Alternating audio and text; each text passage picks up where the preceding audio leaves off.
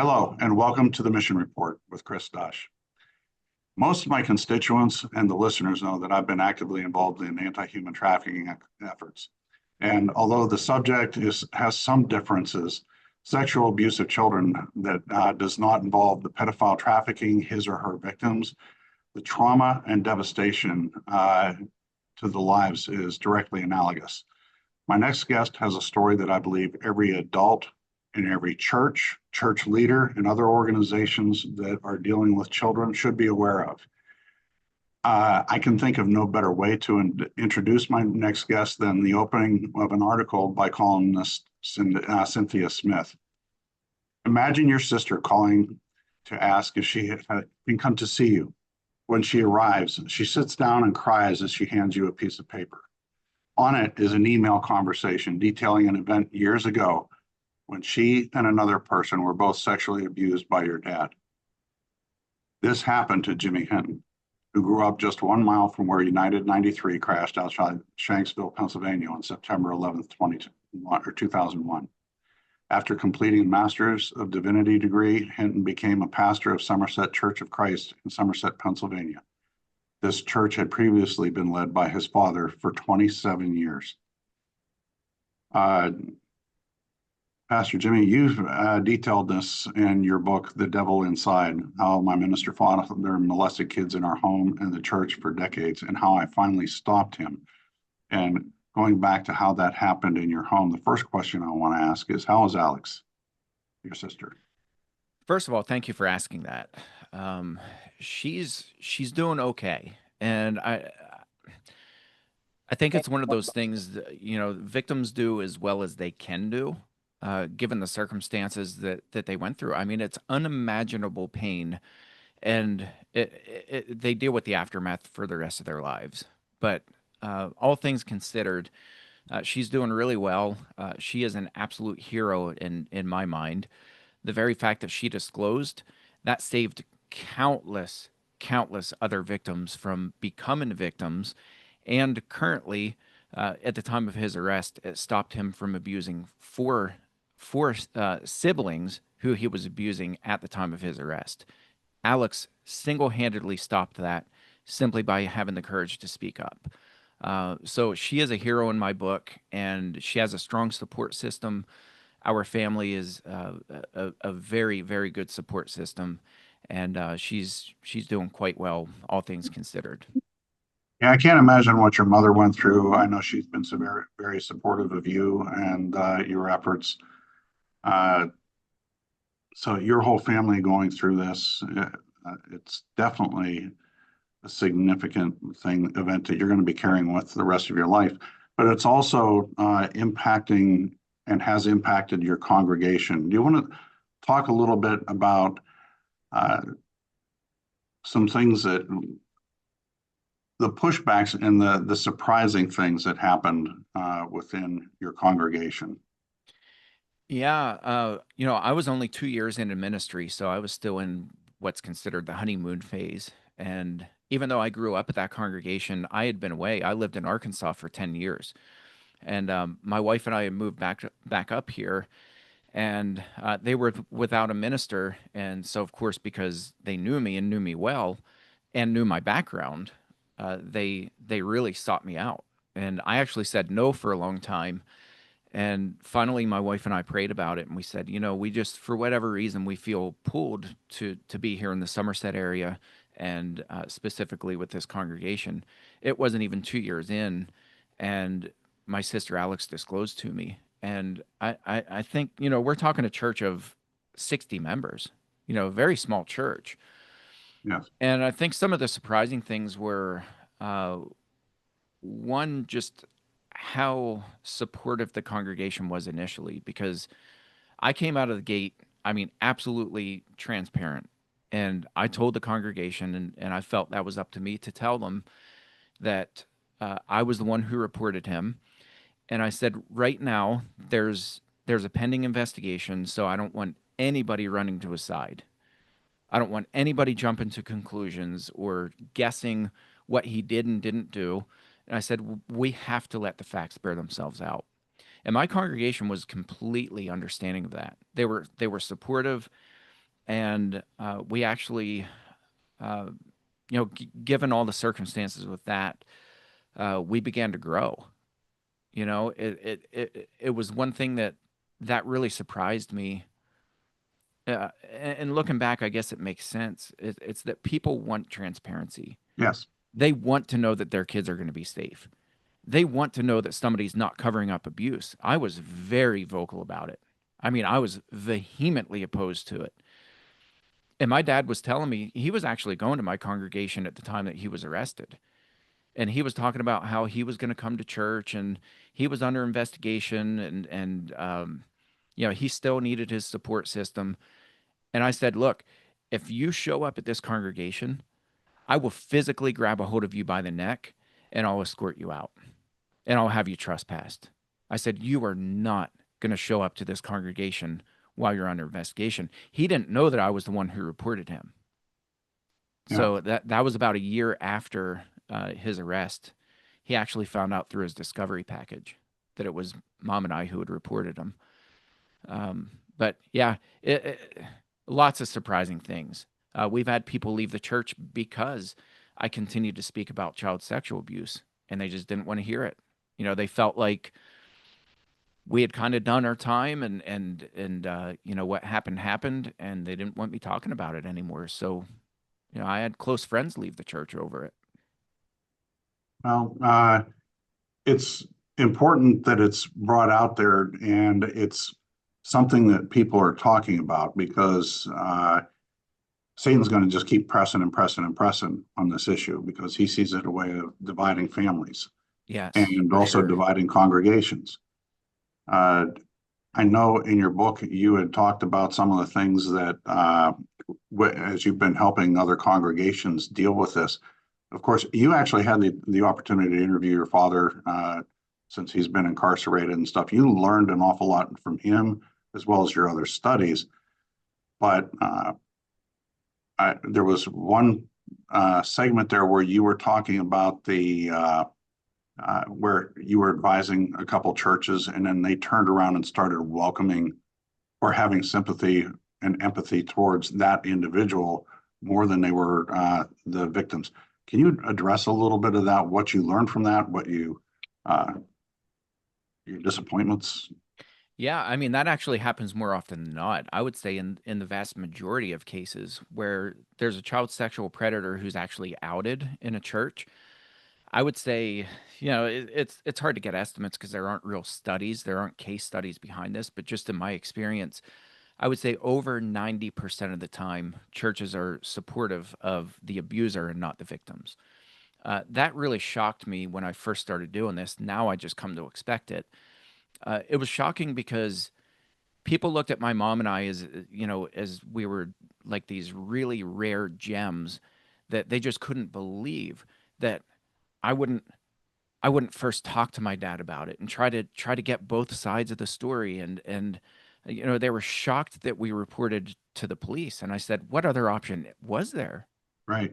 Like for me it was very confusing that wasn't the norm for churches, but I would come to find out that the majority of churches cover up abuse. Now they won't call it a cover up. They'll call it things like grace and forgiveness and all deserve a second chance. They'll use language like that, but they circumvent, even in states where it's so clear, crystal clear according to the law, that they're mandated reporters, they'll still find ways to Christianize and standardize the language and say, well, all sin and fall short of the glory of God.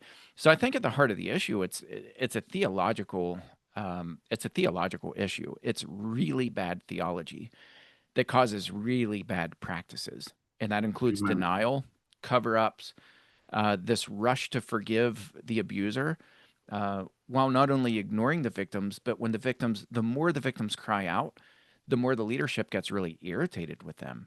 And they'll say things like, first of all, you're slandering a good brother. They'll use terminology like that. You're slandering a perfectly good brother.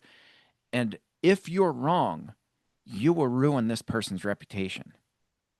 And I always come back and I'm like, my goodness, what about the soul of that victim? They're saying this to the victim? Yeah. Oh, yeah. Okay, they're saying to the victim, if you're wrong. I have a feeling they understand whether or not they're wrong. Exactly right. Well, and they, it's buying into the myth that the majority of people who disclose abuse that it's false accusations. We have a case right here in Somerset. I don't know if you've heard about it, but our county sheriff is under investigation right now by our attorney general.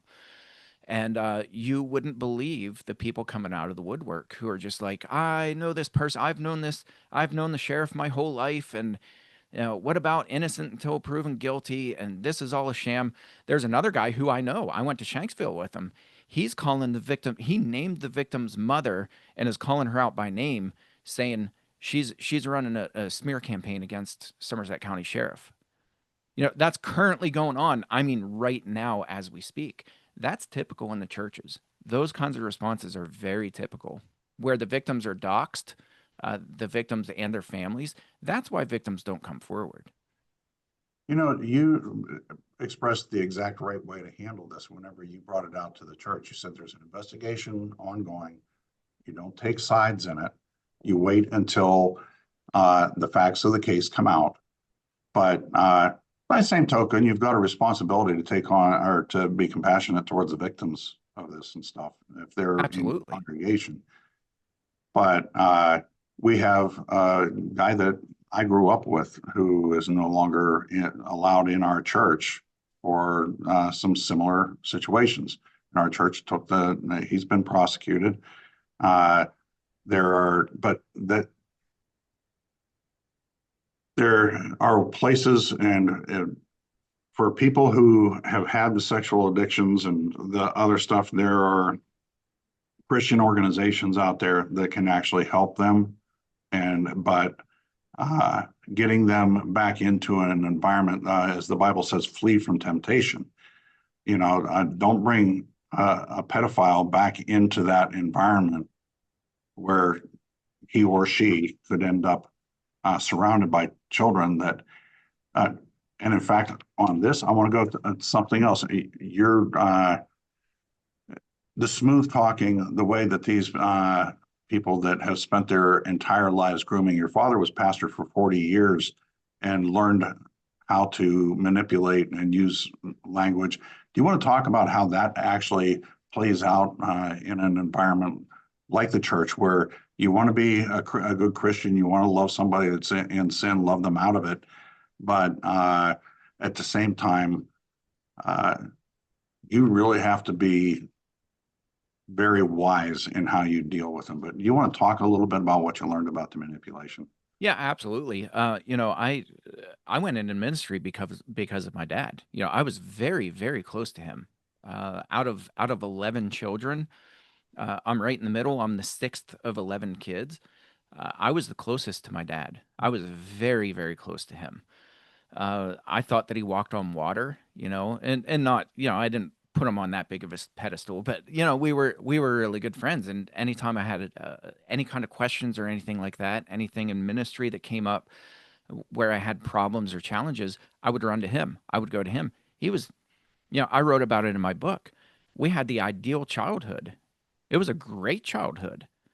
It was full of laughter and love, and my dad wasn't a weirdo. He wasn't like this dude that you're like, oh my goodness, he's creepy.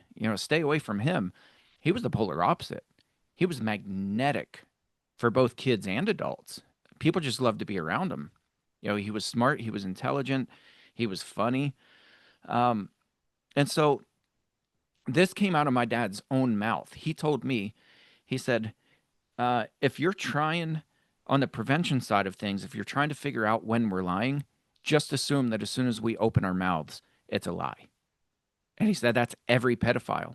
He said, I can look people in the eye. He said, in fact, I did it my entire life. This came out of my dad's own mouth to me. He said, I could look any person in the eye and I could tell the biggest lie in the world. And he said, I could keep the straightest face. You would never know. You would never know that I'm lying. And so I try to explain that to people, that if you think you can keep an eye on pedophiles, we're talking about people with convictions, registered sex offenders that are coming into churches and they roll the welcome mat out for them. I'm like, are you people insane? You know, it just blows my mind because they'll say things like, well, we've been through a training, we've been through this 1 hour training, and we know what to look for. I'm like, no, you don't. I promise you, you don't. I've been doing this. I've been living and breathing this since 2011, since my dad got arrested. I still get fooled by sex offenders.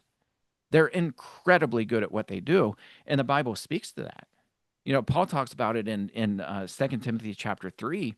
He says, evil people and imposters go on from bad to worse, deceiving and being deceived. You know what a solution is?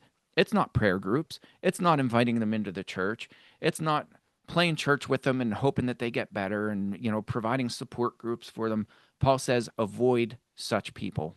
Have nothing to do with them. And there's a very good reason for that. It's for the protection of the innocent people. But churches don't adopt that.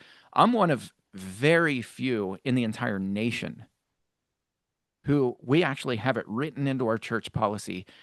If you are a registered sex offender, pedophile, you may not step foot inside of the church building when we have children here, period, under any circumstance whatsoever. And I've been labeled as unforgiving. I'm not really a minister. Like, people get livid when they find that out. And I say, the more I've been studying pedophiles and really researching and talking with my dad, I not only double down on that, I quadruple down on that. Well, and it's for good reason. You had mentioned about how good they are at manipulating people. People with narcissists are fantastic in their ability to do this. When you look at them when they're talking to you, I think they've got the ability to convince themselves of the things they're going to say a half a second before they even say it. 100%. It comes across as genuine. Well, part of that is the self-deception. They actually believe their own bullcrap, Yeah. And they really do. That's it. And the Bible addresses that. That's a perfect way of putting it. They're deceiving and they're deceived at the same time. Yes. So, wow. All right. That one will stick with me, I've got to say. Have you had the opportunity to actually interview any others other than your father? No, I haven't, but I've spoken with plenty of them. I've interacted with registered sex offenders. People have reached out to me online because I've been blogging for years, and Mom and I had a podcast for 5 years, the Speaking Out on Sex Abuse podcast, and that got the attention of some other pedophiles, and they would reach out, and to their credit, it's hard to stay anonymous, but they would reach out to me. And I kind of had an honor system where I was like, well, I'm not going to out you as a registered sex offender. If you legitimately want to have a conversation, I'll have a conversation with you. So it's really interesting. I've had people give me Bible studies and things that they put together. Pedophiles, I'm saying. They put together Bible studies, and it's absolutely fascinating to me. I mean, absolutely. If I put that beside letters that I received from my dad, which includes dozens of pages of Bible studies that he's put together, they look identical. And it's the self-justification. It's all about forgiveness, and we're all sinners together. A sin is a sin is a sin. That's called sin leveling, when you put all sins on the same, on the same playing field. They use that kind of terminology, though, to minimize what they're doing. Pedophiles do it all the time. They minimize what they did, well, predator hunters, or whatever it was that Chris Hansen did. What was the show that he did? To Catch a Predator. Right. Inevitably, every single person when they were caught said the same thing, right? Oh, this is the only time. I just wanted a friend. I just wanted to talk to somebody. You could script their responses. Every single one of them, 100% of them. There are no exceptions to that. So when I got these emails from pedophiles and they were saying, "Hey, I'm the exception to this. Like I actually repented and I'm on the right track with God." I believe that they really thought that. But then whenever I looked at their reasoning and what they were saying, it's like, how dare a church tell us that we have no business being around children? You know, aren't churches supposed to be accepting? Aren't they supposed to be?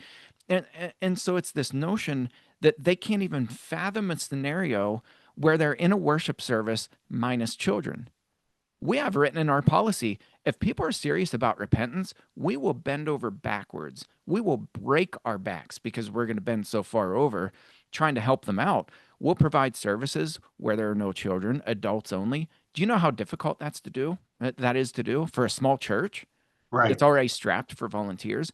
We'll bend over backwards, but it's not going to be with children. But the responses are always, "Oh, well, you're discriminating. In heaven, we're not going to be discriminated against. God's not going to have separate rooms for us." On and on. It's just the total guilt tripping and minimizing of what they've done. It happens 100% of the time. And so for me, that's just more justification to say, like, you don't belong around children. The very fact that you can't see this, that this is a problem for you and for the kids. Yeah. It's a problem for everybody. So you said they sent you Bible studies that deal with this. Yeah. What are those?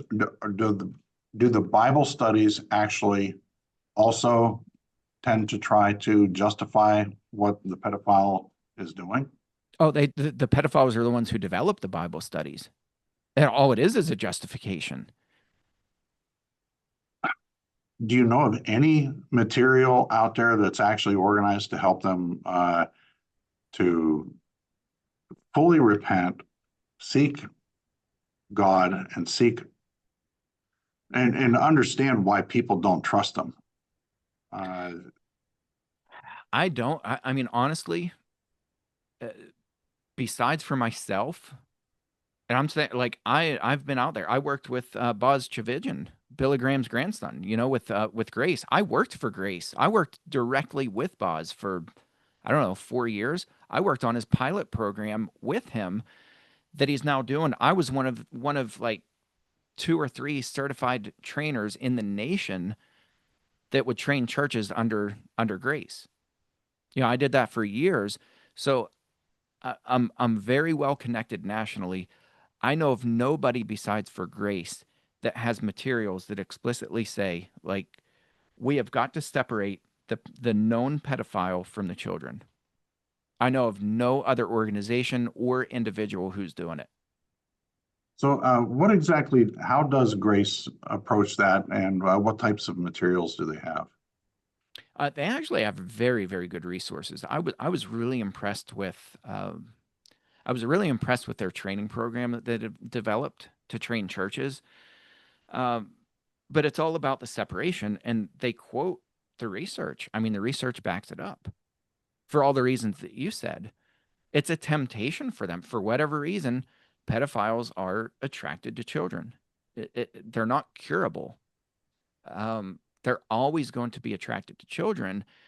And so Dr. Gene Abel, who's one of the leading researchers in the nation, he says it right in his book. He says the very first thing that you have to do is you separate the abuser from children. He said, as long as we're putting them together, it's always going to be a temptation for them. Well, now, I mean, that book is kind of dated now. Look at what we have now. The big thing that's taken off big time is the AI generative pornography, right? You don't Yes. even have to have nude photos of kids anymore. You can literally produce them in a matter of seconds, and it's taken off like crazy. And so, my thing is, if somebody already thinks that way about your children, and all they need to do now is just get a picture. You can find a picture of kids anywhere. That picture will inevitably lead for a higher dopamine hit, meaning that they're going to actually start going after the children. Absolutely. Absolutely. So, what are some of the things that you would recommend for any church elders, pastors, uh, as far as where to get information and well, first steps? I mean, when you've got somebody that the church needs to hold accountable, First and Second Timothy, Paul lays that out pretty well.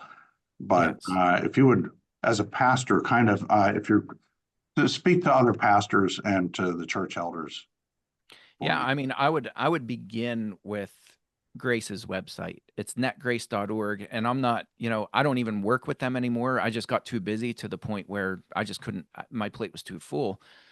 So I have nothing to, I'm not being paid to say that. They genuinely, I think, nationwide, they have the best resources for churches. They have a free resources page. They have a great team of people. They just really, really do a good job of gathering information from all kinds of different sources and putting it on like kind of a one-stop shop. That's a fantastic place to start. Okay. If they're faced with this right now, and they haven't had the time yet to go onto those websites and stuff, and they've got a Wednesday evening service coming up tomorrow night, well, what would you recommend? This is a big challenge because um, very, very few people consult with churches anymore. I used to do it. I just got overwhelmed. I did some very high profile cases in this country, and I just got overwhelmed. I mean, it's emotionally exhausting. It's time consuming. Grace, I think they kind of do it, but people keep coming back to me and they'll be like, "Hey, I contacted Grace," and they're just so booked up. They can't consult with us. I don't really know the answer to that. I think the biggest thing is just pray about it and look for resources. There are free resources out there. There are plenty of blogs that are free. They're available, and if you do the right search, you'll find out steps for what you can do. It may not be exactly for your situation, but it can give you enough steps that you're like, okay, like this isn't the first time that this has happened. We need to, for example, if you've done a report, if you've reported somebody for reasonable suspicion of abuse, that person doesn't need to be coming to church pending the investigation. Right. And so many Christians, they just can't wrap their minds around that. And they're like, well, we can't tell people not to come to church. Well, absolutely you can. And then they're worried about a lawsuit. Well, what if they sue us for telling them they can't come to church? I'm like, when has that ever been on church leadership's mind? Like they kick people out for the dumbest reasons. But then when it comes to raping a child, all of a sudden they're like, oh, we might get sued for this one. I'm like, no, your chances of getting sued, your liability shoots through the roof if you keep this person here. Right. When you know that there's a pedophile in your midst and you're not expelling them. Jesus talks about how and Paul talks about removing someone who refuses to be held accountable within the church. And I think church leaders need to get back to that, get back to the scriptural responses. Absolutely. I want to circle back to the thing that is the most urgent for congregations whenever they're faced with this within their church, as well as any organization. What are your you said what I remember you told your sister when she came up to you and you said presented this and you said, "I believe you." Do you want to talk about that and how important it is and some of the other things that you need to do whenever you're dealing with the people who are victims? Yeah, I mean, those are the three most important words that you can tell a victim. And I didn't know that. It's not like I had studied this and I was prepared for it. For me, it was more, I think a combination of the Holy Spirit kind of helped me through that really horrific situation. And part of that's common sense. The last thing you should do is minimize it and say things like, "Well, let me call him right now and get his side of the story." No, my goodness, that's the last thing. Like, not only the last thing, you should never do that. Uh, No, you'll throw an investigation so far off, and the fact that they're professional liars. What do you think they're going to tell you? What do you think their response is going to be? Yeah, churches time and time again, they're like, well, Matthew 18 says if if somebody sins against somebody else, then the leadership should go and they should talk to that person and kind of hear their side of the story. And I'm like, yeah, but do you remember how Matthew 18 begins? Matthew 18 doesn't begin with that. Matthew 18 begins with, if anyone should cause one of these little ones who believe in me to stumble, it would be better for him to have a large millstone tied around his neck and to be drowned in the depth of the sea. That's how Matthew 18 begins. But yet they skip that part and they jump to the part where, well, let's get their side of the story. You should never, never do that. Especially in Pennsylvania, where mandated reporting is really prioritized. You right. report it. They let the professionals do that portion of it, because Yes. if they're doing it to somebody or somebody who's already come up to you, then they're more than likely doing it to somebody else. But the most critical thing, and like I said, dealing with the survivors of human trafficking and that sort of thing, that is one of the first things that I hear over and over from people who have come out of the trafficking life or sexual assault survivors is, one, they want to be believed. And number two, if you violate their trust by going to the offender, those first three words, I believe you, they mean nothing any longer to the survivor. That's right. Not only that, they'll never talk to any. They will clam up so quickly. They'll never talk to anybody ever again because you violated their trust, and they just won't talk to anybody, including investigators. It's true. They need to have somebody, they need to know that there are places that they can go where people who will listen, who will believe them, and that they'll turn the information over to some other person to do the investigation, but they have to have somebody they can trust. Yes. Yeah, And without judgment. And it's, oh yeah, and this happens in the church a lot too. The church is very guilty of doing this kind of thing where they'll say, well, uh, what did you do to bring it on? I'm sorry, what? Yeah, it's not just adult rape victims. They'll say that to adult rape victims. Well, were you at the club? What does that matter? Were you drinking? What does that matter? And then you apply that to a young child. What were you doing that brought this on? I was 5. right. I a child at 5, 7, 10, even 12 years old, if they're brought up right and they're brought up in a loving and nurturing environment, they don't have any clue what that stuff is. They've never been Exactly. exposed to those things where, oh, it's cool to allure some dude. No, that's not it's not right, and it's not the right thing to ask any victim, especially a child that doesn't have the ability to form those types of thoughts. That's Because right. you ask a child that, and the question always comes across as accusing, and the Absolutely. child immediately thinks that they've done something bad when they haven't. This is this is something one of the reasons I wanted to have you on here is because with your book and the other articles that I've read about what you've been doing, that comes across very plainly. It's got to be focused on the person who's a victim or survivor at whichever phase that they are in the process. Yeah. But the church, that's your responsibility right now. It's Yes. not the perpetrator, it's the victim. That's right. That's right. Yeah, and when I consulted with dozens and dozens of churches, and I would say probably 90+% of the time, the question that I would get asked is, how do we surround this brother and how do we encourage and support him because we don't want to lose our family? I'm like, what, like, how about let me rephrase the question for you? And it's the question that you began with. How is the victim doing? Yes. And they look at me like I have three heads and they're like, oh, we didn't even think of that. I'm like, that's the problem.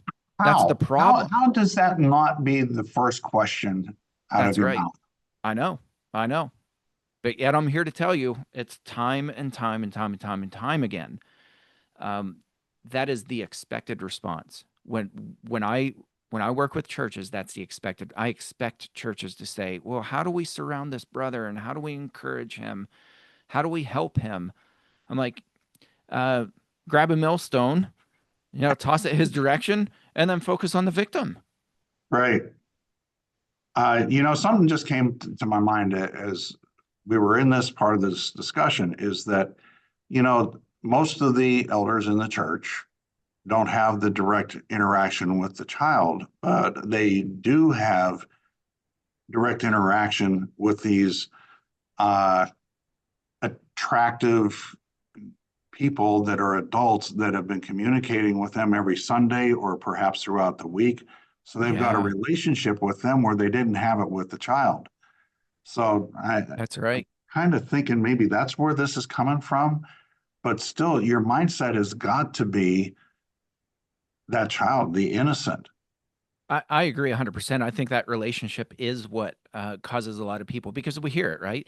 If you go on Facebook and look at what people are saying about our sheriff right now, Somerset County Sheriff, it's all, well, I've known this guy my whole life, and I've had churches tell me that. I've consulted with churches, and I had one leader say, I don't think that I'm going to report this to the police because I've known this other elder my entire life. He said, we're best friends. We've been in each other's homes. We play golf together. He's been a mentor to me, a spiritual mentor. I looked at him after I let him talk. I didn't interrupt him. When he was done, I said, do you know who I am? Do you know my story? I was like, I'm the wrong person to make the argument that I know this person. Therefore, he must be innocent. I'm the last person to make that argument with. You report it. I mean, how old were you when you reported your father? Oh, I don't know. It was, early 30s, 31, 32, something like that. Yeah, so you had an over 30-year, very intimate relationship with that man. That's right. So, and again, you go back to the narcissistic behaviors and the behaviors of everything that's wrapped up in those minds. Yeah. They know how to manipulate. And if they Yes. can manipulate in their own home as well as professionally, I mean, your father had professional relationships that where he had people that were supportive of him at first. Yeah, definitely. How do you, if that can happen there, and trust me, with my law enforcement corrections background dealing with these folks, I know it happens a whole lot more than, well, with the pedophiles and for them to carry it on, if they've been beyond their literal first or second victim, they've become professionals by the time they get to that point. Yeah. And usually that first or second victim probably happens in their teenage years or early 20s at the latest. Yeah. Well, I know we're probably getting tight on time, but I want to share this because I think it's really important. If church leaders are listening, do not weaponize the whole forgiveness thing because churches want to run to forgiveness and they're like, "Oh my goodness!" And it's this new age idea of forgiveness that forgiveness is all about the victim and not the person that you're forgiving. Which I come back and I'm like, then what's the point? Like Jesus wasn't in a corner, meditating, saying, I'm going to forgive all these people for my inner healing. Like he forgives us for us. The Right. forgiveness is precisely for the person who screwed up, not for your own inner healing. But whatever, that's another debate for another day. But a lot of people weaponize that against the victims. And the first question they'll ask is not, are you okay? not how are you doing, not how are you coping in life, how can I help you? The first question they ask the victim inevitably is, have you forgiven your abuser? And if the answer is no, my goodness, they better get some armor out because they're going to be getting fired upon. You know, the spiritual battle and the things like they'll tell victims things like, well, until you forgive your abuser, you know that God doesn't forgive you.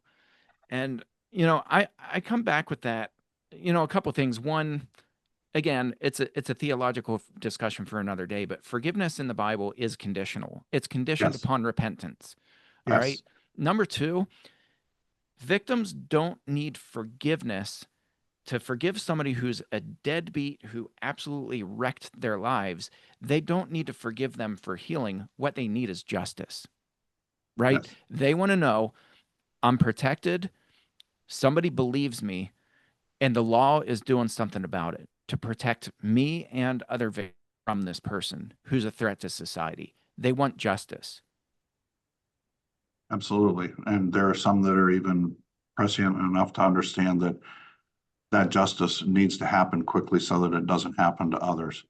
Because there are, it doesn't happen to all the victims because sometimes they're just so wrapped up in what they're thinking that that's their whole world. They can't see beyond it. But there Yes. are some who also recognize that uh, this needs to be stopped for others, to keep others from being victimized by this person in the future. Johnny Bardo is a case in point. You know, the doctor from Cambria County. Yeah. You know, I know his family members. His family members were coming into my office when that all first started getting uncovered. You know what they didn't say? They weren't like, Pastor, can you teach me how to forgive my dad? They were like, how do we help put him away so that he doesn't harm more innocent people? Victims and victims' families are seeking justice. Right. They need that. They absolutely need to believe that they need to have somebody who believes them and they're looking for justice. And they deserve it, quite frankly. They do. Well, Pastor, we are getting towards the end of the time that we have available. I am going to be putting some links to some of your materials as well as a couple of articles about you in the show notes to this. I really want to thank you. I've passed your information on to my own pastor. As I said, we went through something like this recently. We did handle it properly, but one of the things Sure. that you've done that we haven't done yet is getting it into our bylaws, and I think it needs to happen. Yes. So I appreciate that. And your webpage, you want to tell folks how to get a good way to get a hold of you if you got some pastors out there who are interested in pursuing. Yeah. So I'm actually, ironically, my website got hacked and my Even contact better. page, yeah, my contact page is the one that they hacked. So I'm in the process of getting that fixed. But, you know, the easiest way is just my website, jimmyhinton.org. That will be fixed here in the next week. So you can reach out through the contact page, but it's very frustrating. But I don't I don't know how it happened or well, I think I know why it happened because it's the devil tries to shut this kind of work down, but He sure does. it's just a frustrating thing. But that's probably the easiest way is just my website, jimmyhinton.org. All right. Thank you for your time. Thank you for your insights. I want to thank you for being out there, having the courage to report your father, as well as to do the research you did, the interviews you did with him, that helped with the writing of your book. And I'm just grateful. And you've, I'm sure, impacted lives that prevented a lot of serious trauma going forward. Yeah, absolutely. Well, I want to thank you, Senator Dush, and for you putting the hard work in. I know it probably doesn't make you the most popular senator in Pennsylvania, but I and many, many, many other people sure do appreciate that you put this amount of effort and heart into what you're doing to keep people safe. So thank you too. Thank you. I hear people talking about the children all the time, but they don't talk about the child. And that's what Yes. frustrates me. And especially if you're in a position of authority, it actually infuriates me if you're doing that. Yes. You're more interested in your organization than you are in the child. Yep. 100%. All right. With that, I want to thank all of you who are listening today and watching. I pray that you've taken this information in, that you're willing to do some more research and actually get involved to try and help to put a stop to all these forms of exploitation of the innocent. And again, I appreciate you listening to the Mission Report with Chris Dush and hope to see you again soon. Thank you.